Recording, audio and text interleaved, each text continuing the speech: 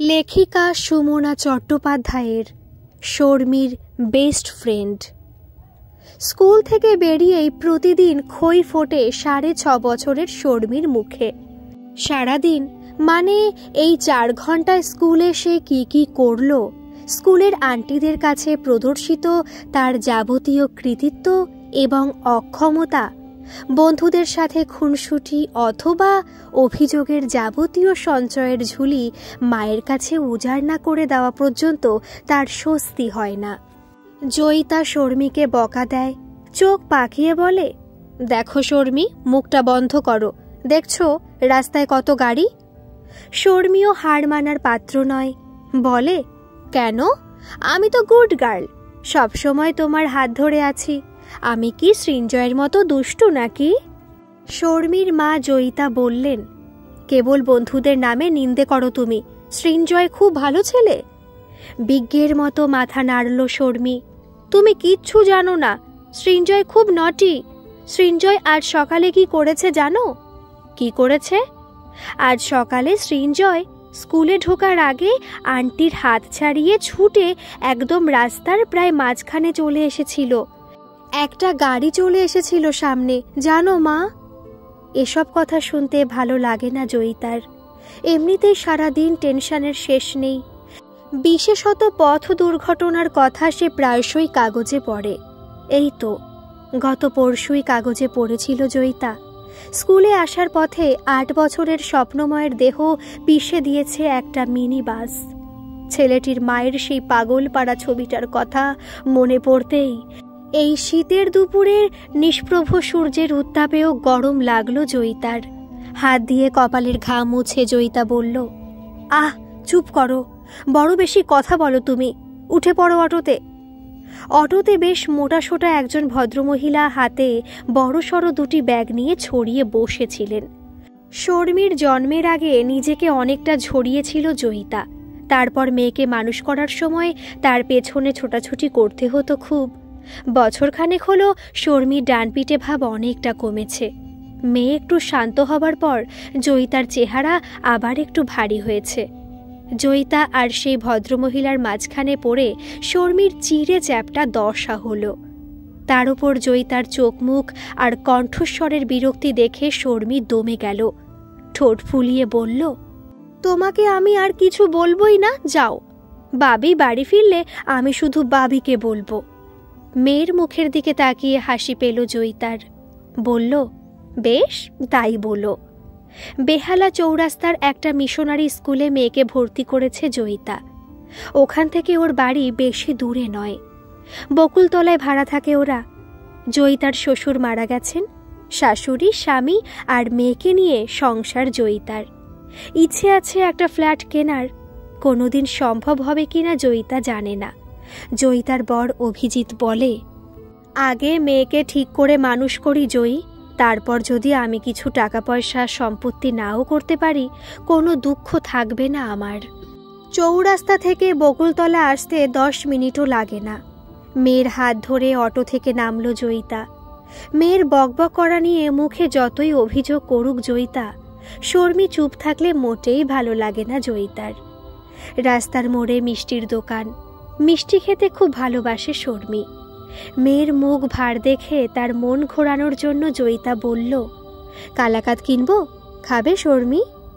মেয়ের মুখে হাসি ফুটল, দেখে স্বস্তি পেল জয়িতা। মেন রোড থেকে জয়িতার ভাড়াঘর বেশি দূরে নয়, 5 মিনিটের পথ। বাড়ি পৌঁছে বেল দিতেই দরজা খুলল শর্মির ঠাকুমা। শর্মির ঠাকুমা বলল, ও মা, তোর হাতে ওটা কি রে মানু? শর্মি বলল, ওটা কালাকাদ, একদম লোভ করবে না, তোমার না সুগার? বাবি বলেছে তোমার মিষ্টি খাওয়া বারণ।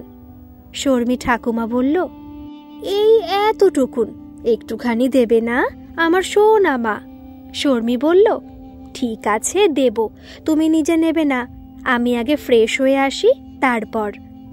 মেয়ের জামা কাপড় ছাড়াতে ছাড়াতে জয়িতা বলল, তুই তখন কি একটা কথা বলবি বলছিলি? শর্মির মুখ আবার গম্ভীর হয়ে গেল।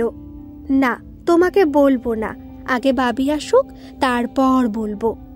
জয়িতা বলল, বাবি তো ফিরবে রাত 10টায়, তুই তো ঘুমিয়ে পড়বি তখন।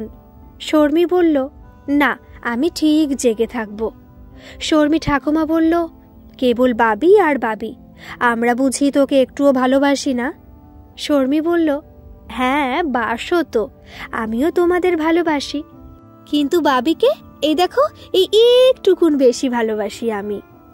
শর্মী তার বুড়ো আঙুলে ডগা দিয়ে তর্জনীর শেষ কর স্পর্শ করল।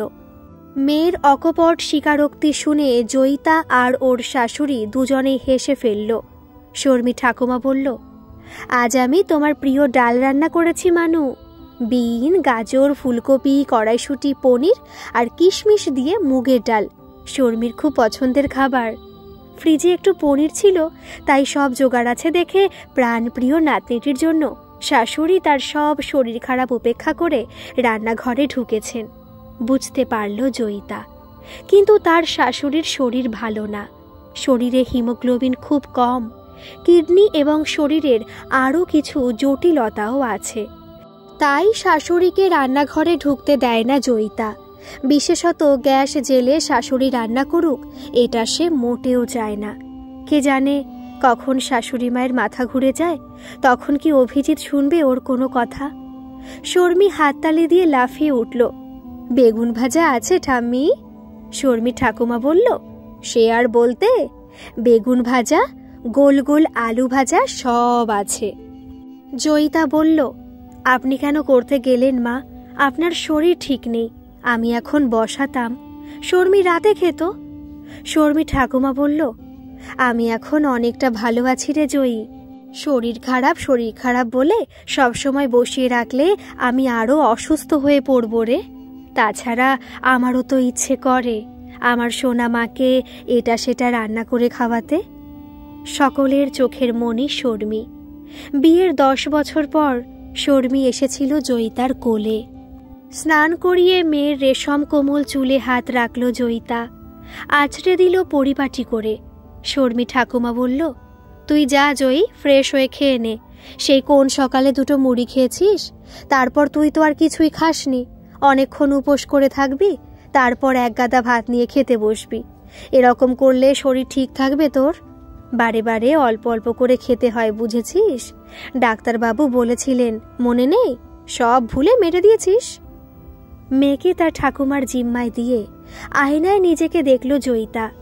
আবার বেশ একটু মুটিয়েছে জয়িতা, কোমরের চারপাশে মেদ জমেছে জয়িতার। কাল সকাল থেকে আবার একটু যোগা শুরু করতে হবে জয়িতাকে। তার জন্য প্রয়োজন হলে আরও একটু ভোরে উঠবে জয়িতা। যতই ঠান্ডা লাগুক, কাল ভোর 5টায় উঠে পড়বে জয়িতা, ঠিক যেমন বাপের বাড়ি থাকতে উঠে পড়ত। স্মৃতির উজান টানে জীবনের অনেকটা পেছন দিকে ডুব দিল জয়িতার মন। জয়িতার বাবার বাড়ি ছিল মেদিনীপুরের একটা গ্রামে। জয়িতারা ছিল 3 বোন। জয়িতা সবার ছোট। 3টি মেয়ের জন্ম দেবার অপরাধে জয়িতার ঠাকুরদাদা তার ছোট ছেলেকে, মানে জয়িতার বাবাকে, জমির ভাগ দিলেন খুবই সামান্য। বেশিরভাগ জমি লেখাপড়া করে দিলেন তার বড় ছেলেকে। জয়িতার জেঠুর 4 ছেলে। জয়িতার বাবার ভাগে যে সামান্য জমিটুকু পড়ল, তাতে জয়িতার বাবার পক্ষে 3 মেয়ে আর স্ত্রীকে নিয়ে সংসার চালানোই দায় হয়ে পড়ল। গ্রাম সম্পর্কে জয়িতার বাবার এক কাকা তারাতলায় একটি গোডাউনে জয়িতার বাবার জন্য নিরাপত্তা রক্ষীর একটি কাজ ঠিক করলেন। জিঞ্জিরা বাজারের একটি বস্তিতে ছোট একখানা ঘরে তাদের থাকার ব্যবস্থা হলো। আর একটি ছোট একফালি জায়গায় উনুন ধরিয়ে রান্নার ব্যবস্থা ছিল। বস্তিটিতে প্রায় 14টি পরিবার বসবাস করত। লাইন দিয়ে টিনের চালা দেওয়া ঘর এবং ঘরে একটি বাল্ব ও পাখার বন্দোবস্ত ছিল। এই 14টি পরিবারের জন্য ছিল মাত্র 2টি পায়খানা এবং একটি স্নানঘরের বন্দোবস্ত। সরকারি কল ছিল একটি, আর একটি কুয়ো। জয়িতা তখন খুব ছোট, এই শর্মীর বয়সী হবে। জয়িতার বাবা তার স্ত্রী এবং 3 মেয়েকে নিয়ে এই বস্তিতে ঘর ভাড়া করে চলে এসেছিলেন। কলকাতার কাছে এই শহরতলিতে পরিবার নিয়ে চলে আসার পরে তারা তাদের গ্রামের বাড়িতে আর কখনো যায়নি। জয়িতার বাবা তার ভাগের জমিটুকু দাদার কাছে নামমাত্র দামে বিক্রি করে সেই যে চলে এসেছিলেন আর অমুখও হননি। যে ব্যবহার তিনি তার বাপ দাদার কাছ থেকে পেয়েছিলেন তাতে তার পক্ষে সেটাই তো স্বাভাবিক ছিল। বস্তিতে একগাদা পুরুষ মানুষের বসবাস, তাই জয়িতার মা ভোর 4টে ঘুম থেকে উঠে কুয়ো থেকে জল তুলে তার প্রাতকৃত সেরে ফেলতেন। তারপর একে একে জয়িতার বর্দি আর মেজদির কাজকর্ম মিটে যাবার পর জয়িতার মা 5টা নাগাদ জয়িতাকে ঘুম থেকে তুলে দিতেন। ওই বস্তির পাশেই একটি পাকা ঘরে ভাড়া থাকতেন অভিজিতের বাবা অরুণ পাল। অভিজিৎ ছিল তার বাবা মায়ের একমাত্র সন্তান। হোমিওপ্যাথ ডাক্তার ছিলেন অভিজিতের বাবা। জয়িতা শুনেছিল অভিজিতের জন্মের পর তার মা একটি কন্যা সন্তানের জন্ম দিয়েছিলেন, কিন্তু জন্মের মাত্র 2 দিন পরেই সে মারা যায়। মেয়ে বেঁচে থাকলে সে ওই জয়িতার বয়সী হতো। একথা একদিন জয়িতার মাকে গল্প করেছিলেন তিনি। তোমার এই ছোট মেয়েটাকে দেখলে আমার প্রাণটা কেমন করে গো শ্যামলীদি, মনে হয় আমার বাড়িতে নিয়ে যাই ওকে, দুদণ্ড বসে কথা বলি মেয়েটার সাথে। জয়িতার মা শ্যামলী বলতেন, নিয়ে যাও না বোন, তোমার বাড়ি নিয়ে গিয়ে যত খুশি আদর করো ওকে। জয়িতা চলে আসতো অভিজিতের মায়ের সঙ্গে অভিজিতদের বাড়িতে। অভিজিতদের বাড়ি থেকেই খাবার আর রান্নার জলও নিয়ে যেত। নইলে বস্তির এই একখানা কল নিয়ে 14টি ঘরের আবাসিকদের মধ্যে প্রায়ই খেয়েই লেগেই থাকত। সংসারে 2 পয়সা বাড়তি আয়ের আশায় ঘরে বসে ঠোঙা বানাতো শ্যামলী। বড় মেয়ে মিতাকে নিজের হাতে হাতে সাহায্য করার জন্য তাকেও সেই কাজে লাগিয়ে দিয়েছিল। মেজ মেয়ে নিতা রান্নাবান্নার কাজে মাকে সাহায্য করত। বাজার করা, রেশন তোলা, প্রায় সমস্ত কাজ শ্যামলীকে একাই সামলাতে হতো। কারণ রাতে গোডাউনের কাজ ছাড়াও দিনের বেলা একটা ঠেলা গাড়িতে অল্প কিছু ফল নিয়ে বিক্রি করত জয়িতার বাবা। সব মিলিয়ে মোটের ওপর তাদের সংসার বেশ ভালোভাবে চলে যাচ্ছিল। 3 বোনের মধ্যে জয়িতা ছিল মস্ত ফাঁকিবাজ। ঘরের তেমন কোনো কাজকর্ম সে করত না, তবে সবার ছোট ছিল বলে দিদিরা তাকে কেউ কিছু বলতও না। জয়িতার বর্দি ছিল তার চেয়ে প্রায় 11 বছরের বড়, আর মেজদি ছিল 9 বছরের বড়। জিঞ্জিরা বাজারের এই বস্তিতে আসার 2 বছরের মধ্যে মিতার বিয়ে হয়ে গেল, আর তার 1 বছর পরে বিয়ে হলো জয়িতার মেজদি নিতার। বর্দি মেজদির বিয়ে হয়ে যাবার পর ঘরের কাজকর্ম নিয়ে জয়িতার সঙ্গে তার মায়ের খিটিমিটি লেগেই থাকত।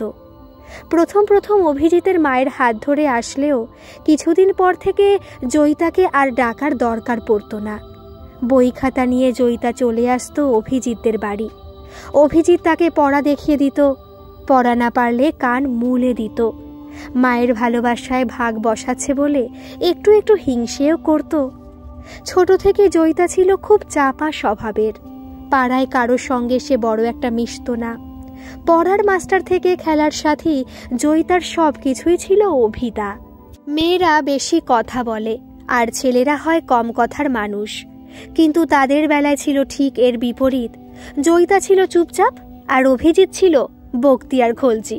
হ্যাঁ, অত্যধিক কথা বলতো বলে জয়িতা অভিজিৎকে এই নামটাই দিয়েছিল। এর জন্য অভিজিতের কাছে জয়িতা কানমলাও খেয়েছে বিস্তর। তবে অভিজিৎও জয়িতার একটা নাম দিয়েছিল, মুটকি। যদিও সেটা সে একান্তেই বলতো, বাইরের লোকের সামনে অভিজিৎ জয়িতাকে এই নামে কখনো ডাকেনি। অভিজিৎ যখন মাধ্যমিক পাশ করল, জয়িতা তখন ক্লাস 8। অভিজিৎ বলেছিল, জানিস তো মুটকি, তোকে না আমি বন্ধুর চেয়ে আর একটু বেশি ভালোবাসি। জয়িতা কি যেন ভাবল, তারপর বলল, তার মানে কি অভিদা, আমি তোমার বেস্ট ফ্রেন্ড? অভিজিৎ কিছু বলেনি, মাথা নিচু করে সলজ্জ ভঙ্গিতে হেসেছিল।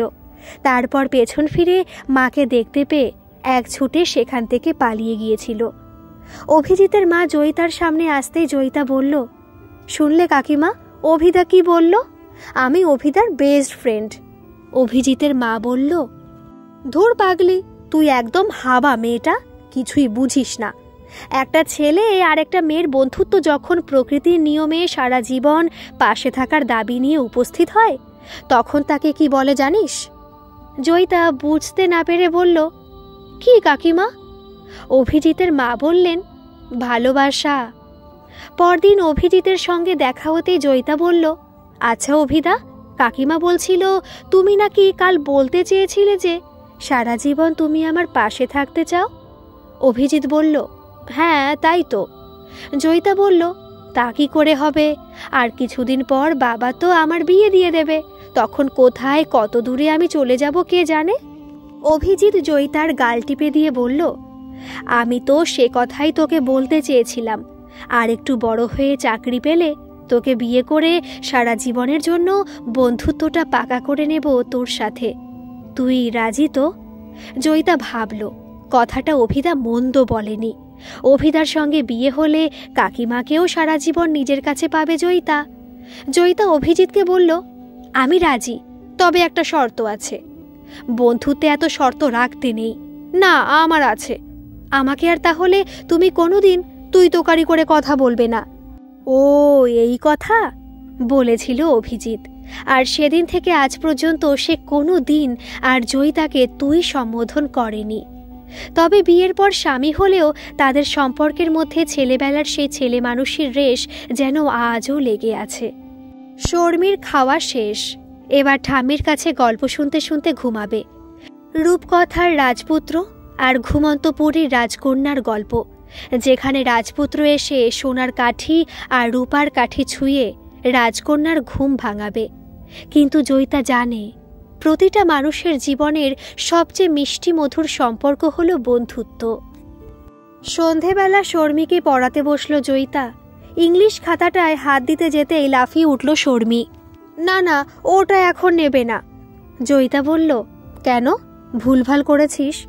আন্টি কি ভেরি ব্যাড লিখে দিয়েছে? মোটেই না, আন্টি এক্সিলেন্ট দিয়েছে, কিন্তু এখন দেখাবো না, ওখানেই তো সিক্রেট। বাবি আসবে, তারপর দেখাবো। আজ রাত করে ঘুমাতে যাব। কাল তো শনিবার, স্কুল ছুটি, সকালে উঠব না, বেলা অবধি ঘুমিয়ে নেব। জয়িতা মেয়েকে অঙ্ক করতে দিল। একটা সামান্য যোগের অঙ্ক ভুল করল শর্মি। জয়িতা বকতে যাচ্ছিল, কোন দিকে মন পড়ে থাকে তোমার? কিন্তু শর্মিকে না বকে জয়িতা গলাটা নরম করে বলল, একটু দেখে শুনে তো করতে হয় মা। পাশের ঘরে শর্মি ঠাকুমা সাউন্ড কমিয়ে টিভি দেখছেন। শর্মিকে রূঢ়ভাবে কোনো কথা বলা তিনি একেবারেই পছন্দ করেন না, পড়তে বসে তো নয়ই। কান ধরে জিভ কেটে শর্মি বলল, সরি মা। মায়ের কাছে সন্তান সবসময়ই আদরের। জয়িতার মা জয়িতাকে বলতেন, তোরা যে আমার হৃৎপিণ্ড রে। তবু জয়িতার মা যেমন সহজে তার মেয়েদের বকাবকি বা মারধর করতেন, শর্মির মা হয়ে জয়িতা সেটা করতে পারে না। জয়িতার দুই দিদি থেকে শুরু করে পাড়া প্রতিবেশী অনেকেই বলে, শুধু ভালোবাসলে হয় না, মাঝে মধ্যে একটু শাসনও করতে হয়। শর্মির সবচেয়ে বড় সাপোর্টার হলো তার ঠাকুমা। তিনি বলেন, অন্যায় করলে তবে তো বকবে, আমার সোনা মায়ের মতো লক্ষ্মী মা আর আছে নাকি? বিয়ের পর চুটিয়ে দাম্পত্য উপভোগ করছিল অভিজিৎ আর জয়িতা। কিন্তু 2 বছর পরও যখন মাতৃত্বের কোনো লক্ষণ জয়িতার মধ্যে দেখা গেল না, তখন অভিজিতের মাসি পিসি থেকে শুরু করে পাড়া প্রতিবেশীরাও নানা কথা বলতে লাগলো।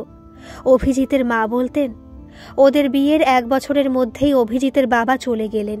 তবে ওনার কাছে শুনেছি যে কারো কারো প্রেগনেন্সি একটু দেরিতে হয়, এতে এত কথার কি আছে বুঝি না বাপু। কিন্তু 3টি বছর পেরিয়ে যাবার পরেও যখন কোনো সুখবরের আভাস পাওয়া গেল না, তখন অভিজিৎ জয়িতাকে বলল, আমরা বরং ডাক্তারের কাছে চেক আপ করিয়েই আসি। জয়িতা বলল, তোমার যাবার কোনো দরকার নেই, আমারই মনে হয় কোনো গোলমাল আছে। এটা আবার তুমি কি করে বুঝলে?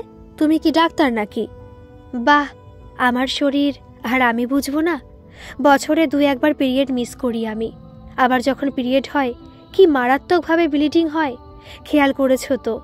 তাছাড়া পিরিয়ডের সময় পেট ব্যথাও করতো খুব। ছেলেবেলায় বাবার কাছে ওষুধ নিয়ে কতবার খেয়েছি।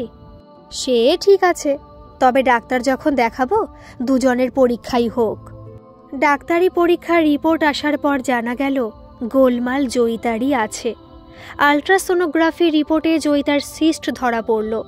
লেডি ডক্টর বললেন, চিকিৎসার খরচ অনেক, তাছাড়া অপারেশন করে সিস্ট বাদ দিলে তা আবারও আসতে পারে। আপনাকেই প্রথম এই ব্যাপারে সচেতন হতে হবে মিসেস পাল। ওজন কমাতে হবে আপনাকে, ওয়ার্কআউট করতে হবে, হাঁটাহাঁটি আর যোগ ব্যায়ামের পাশাপাশি তেলে ভাজা, মিষ্টি আর ফাস্টফুড খাওয়া একেবারে বন্ধ করতে হবে। চিকিৎসা ব্যয়বহুল শুনে কান্না পেয়েছিল জয়িতার। অভিজিৎ বেসরকারি অফিসে সামান্য চাকরি করে, এত টাকা সে কোথায় পাবে? জয়িতা একথা বলতেই অভিজিতের মা বললেন, ধুর বোকামে, এত ভয় পাচ্ছিস কেন? দেখিস, আমি বলছি সব ঠিক হয়ে যাবে। অসুবিধে তো আমার ছেলেরও থাকতে পারত, তখন কি খরচের ভয়ে আমি তার চিকিৎসা করাতাম না? তুই এত ভাবিস না। অভিজিতের বাবা বাড়ি করবে বলে কিছু টাকা জমিয়েছিল, শিবরামপুরের দিকে একটা জমি পছন্দ করেছিল, কিন্তু উনি অসময়ে চলে গেলেন, তাই জমিটাও আর কেনা হলো না। তুই চিন্তা করিস না জয়ী, ব্যাংকের ওই ফিক্সড ডিপোজিট থেকে টাকা তুলেই আমি তোর চিকিৎসা করাবো। তবে সবার আগে তোর নিজের মনটাকে তোকে বশে রাখতে হবে। এখানে সব চেনা পরিচিত লোক, তোকে নিয়ে এরা নানা রকম কথা বলে, তাই সবার আগে এই বাড়িটা ছাড়তে হবে আমাদের।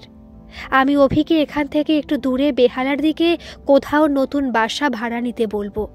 তারপর তোকে আস্তে আস্তে ওজন কমানোর চেষ্টা করতে হবে। জয়িতা বলল, আমি পারবো মা। কেন পারবি না? চেষ্টা করলে মানুষ সব পারে। দোষ তো আমারও হয়েছিল মা। উনি বারবার বলেছিলেন, মেয়েটা মোটা হয়ে যাচ্ছে, শরীরচর্চা করা দরকার, একজন ভালো স্ত্রীরোগ বিশেষজ্ঞের পরামর্শ নেওয়াও উচিত। তখন তোর 12-13 বছর বয়স হবে। ওনার কথায় তখন কান দিনি। যাগে, যা হবার তা তো হয়েই গেছে। এখন যা যা করা দরকার আমি সব করব। শুধু তুই নিজের মনটাকে শক্ত রাখ, ভেঙে পড়িস না মা, আমরা সবাই তোর সাথে আছি। এরপর মা আর স্ত্রীকে নিয়ে এই বকুলতলায় বাসা ভাড়া নিয়ে চলে এসেছিল অভিজিৎ। থাইরয়েড হরমোনেরও সামান্য গোলমাল ধরা পড়ল জয়িতার। এই গোলমালের কারণেই হয়তো জয়িতার মধ্যে এতটা আলসেমি ভাব। তবু প্রতিদিন যথাসাধ্য শারীরিক কসরত করত জয়িতা। অভিজিৎ তাকে একটা জিমেও ভর্তি করে দিয়েছিল। যথাসম্ভব কার্বোহাইড্রেট খাবারের পরিমাণ কমিয়ে তেলবিহীন প্রোটিন সমৃদ্ধ খাবার জয়িতার জন্য তার শাশুড়িমা নিজের হাতে রান্না করে দিতেন। অনেক সাধনা আর অধ্যবসায়ের ফল অবশেষে ফলল। 80 কিলোর জয়িতার ওজন একটু একটু করে কমতে শুরু করল। ক্রমে ক্রমে ওজন কমিয়ে জয়িতা নিজেকে যখন 55 কিলো করল, লেডি ডক্টর খুশি হলেন। বিয়ের 9 বছর 2 মাস পরে ভগবান মুখ তুলে তাকালেন। ঘরে নতুন সদস্য আসার সংবাদ দিল ডাক্তারের রিপোর্ট। ঠিক 9 মাসের মাথায় জয়িতার কোল আলো করে জন্ম নিল শর্মী। শর্মীর জন্মের সময়ও কম ঝক্কি তাদের পোয়াতে হয়নি। নাওয়া নেই, খাওয়া নেই, 3 দিন নার্সিংহোমে পড়ে থেকেছেন জয়িতার শাশুড়ি মা। অভিজিৎ বলেছিল, এত ভাবছ কেন মা? তিনি তখন বলেছিলেন, শ্যামলিদি আর তোর শ্বশুরমশাই যে তাদের মেয়েকে আমার ঘাড়ে নিশ্চিন্তে ফেলে দিয়ে পৃথিবী থেকে বিদায় নিলেন রে। আমি না ভাবলে কে ভাবে মেয়েটার কথা? শর্মীর জন্মের সময়ও বেশ শক্ত সমর্থ ছিলেন শর্মীর ঠাকুমা। বলতে গেলে শর্মীকে তো তিনি নিজের হাতে গু মুত ফেলে মানুষ করেছেন। জয়িতার কাছে সে কেবল থাকতো ওই দুধ খাওয়ার সময়টুকুতে, আর এখন তো রাতেও ঠাকুমার কাছে শোয় শর্মী। জন্মের পর প্রথম 2 বছর রাতে অবশ্য সে জয়িতা আর অভিজিতের মাঝখানে শুতো। রাতে মেয়েকে হিসু করানো থেকে শুরু করে শর্মীর পেট ব্যথা হলে তাকে কোলে নিয়ে রাত জাগা সবটুকুই করত অভিজিৎ। জয়িতা নিশ্চিন্তে ঘুমাতো।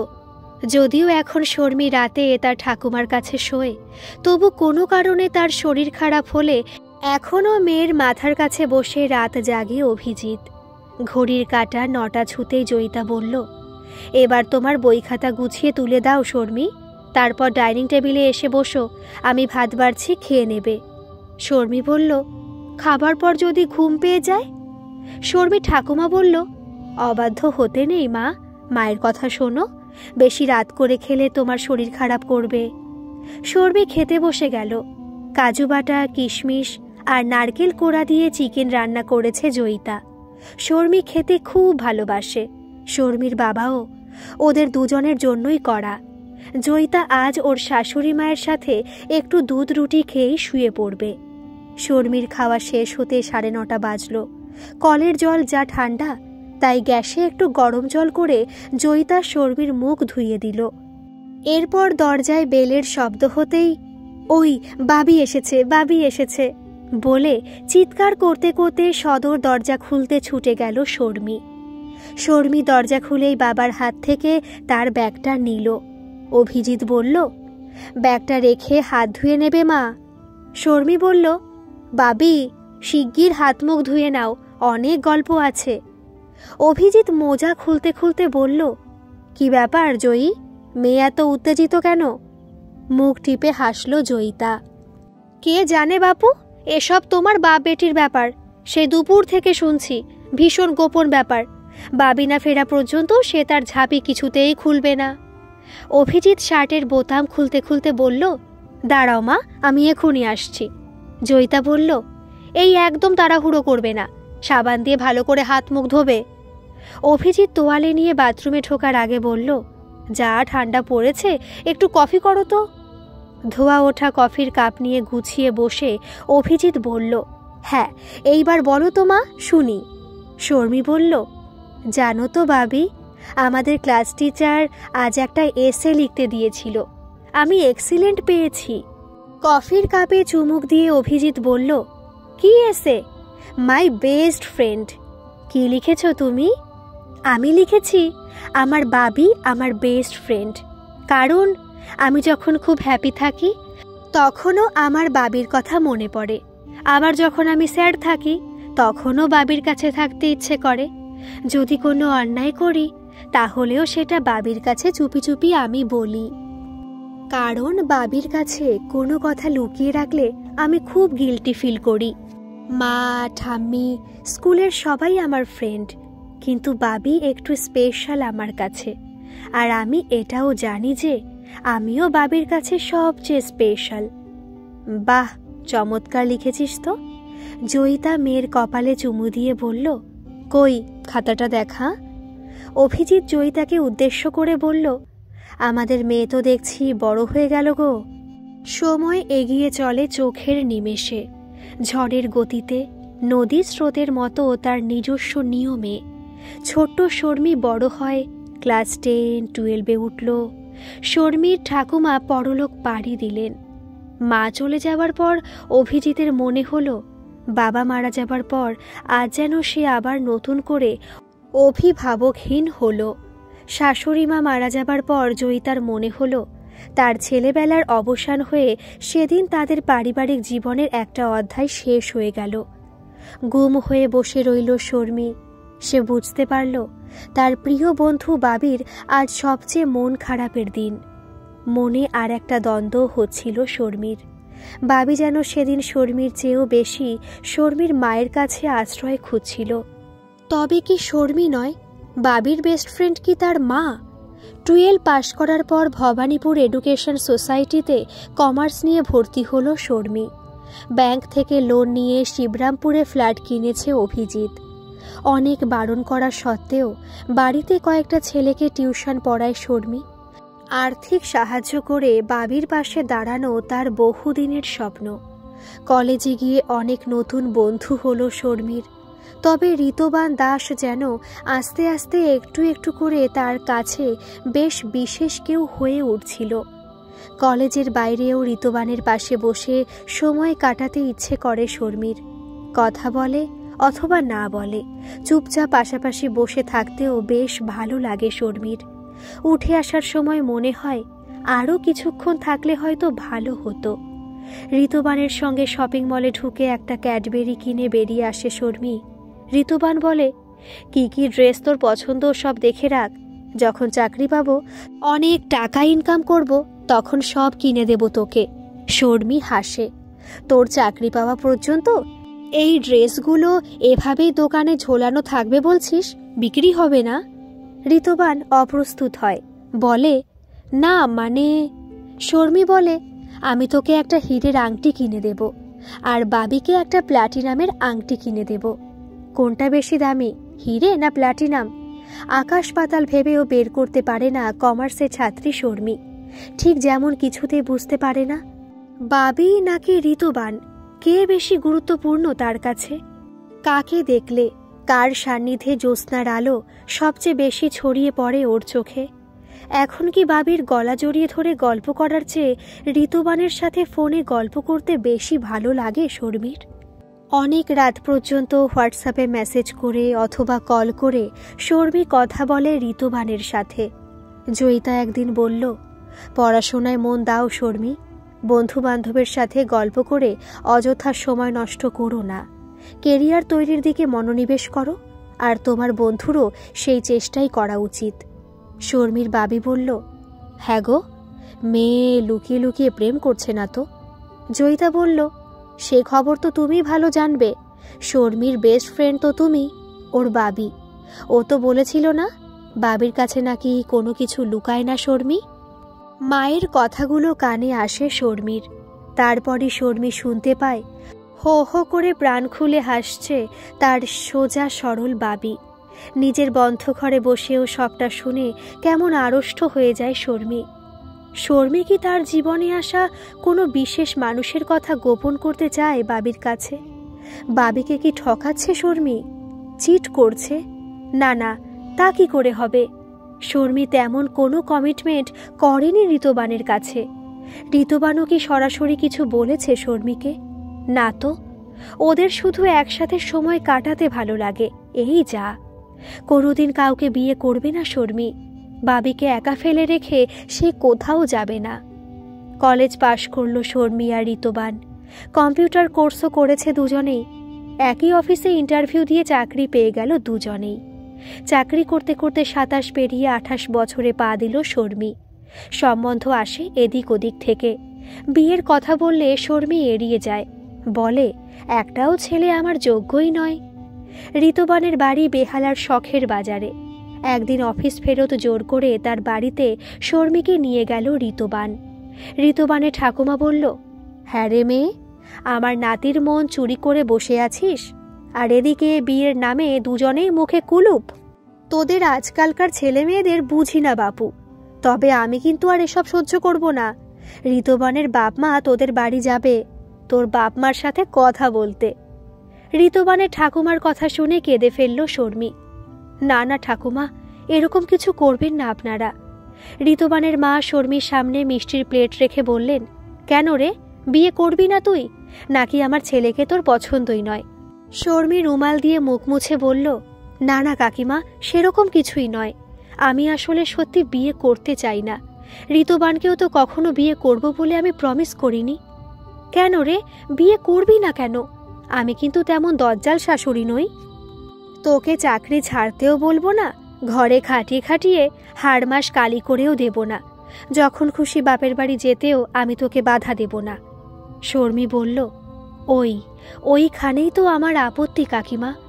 যখন খুশি বাপের বাড়ি যেতে পারলেও বাবি মাকে ছেড়ে আসতে হবে আমাকে। কি করে ছেড়ে আসবো ওদের? বাবি যে আমার বেস্ট ফ্রেন্ড। ঋতুবানের মা বললেন, তা তোর মনের এই গোপন কথাটা তোর বাবাকে বলেছিস? শর্মি বলল, না মানে ঠিক বলা হয়নি এখনো। তাহলে বাবি মাকে বলার আগে তুই এই এত বড় কথাটা আমার সাথে শেয়ার করলি বল? তাহলে তো আজ থেকে আমি তোর বেস্ট ফ্রেন্ড হলাম, তাই না? দরজায় বেলের শব্দ হলো। শর্মি দেখল দরজার বাইরে দাঁড়িয়ে আছেন তার মা আর বাবি। ঋতুবানের মা বললেন, আসুন দাদা। উনিও মানে ঋতুবানের বাবাও এখনই এসে পড়বেন। শর্মি বলল, তোমরা এখানে ঠিকানা পেলে কি করে? ঋতুবান বলল, রাগ করিস না শর্মি, তুই যখন টয়লেটে গিয়েছিলি তখন তোর মোবাইল থেকে তোর বাবির নাম দিয়ে সেভ করা নাম্বারটা নিয়ে আমি মাকে দিয়েছিলাম। তারপর যা করার মাই করেছে।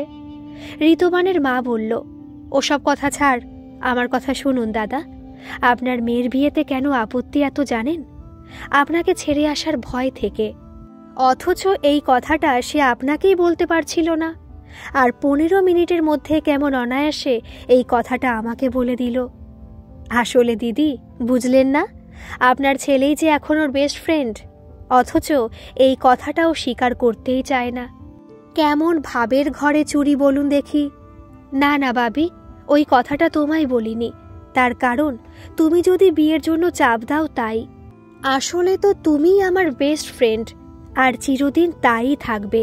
শর্মির বাবা বললেন, তাহলে তো বেস্ট ফ্রেন্ডের একটা কথা তোমাকে রাখতে হবে মা, বিয়ে করে একটা গুল্লু মুল্লু দাদু ভাই বা দিদি ভাই উপহার দিতে হবে আমাকে। শর্মী লজ্জায় আরক্ত হয়ে পায়ের নখ দিয়ে মেঝে খুঁড়তে খুঁড়তে অনুচ্চ স্বরে বলল, বাবি। ঋতুবনের বাবা ঘরে ঢুকে বললেন, ও বেআই মশাই, আপনারা এসে গেছেন? শর্মীর বাবা বলল, আসুন বেআই মশাই, আর দেরি করা ঠিক হবে না। আজই আপনার ছেলের সাথে আমার বেস্ট ফ্রেন্ডের বিয়ের তারিখটা ঠিক করে ফেলা যাক। গল্পটি কেমন লাগলো অবশ্যই কিন্তু কমেন্ট করে জানাবেন। আর গল্পটি যদি ভালো লাগে একটা সাবস্ক্রাইব করে কিন্তু আমার পাশে থাকবেন। ধন্যবাদ।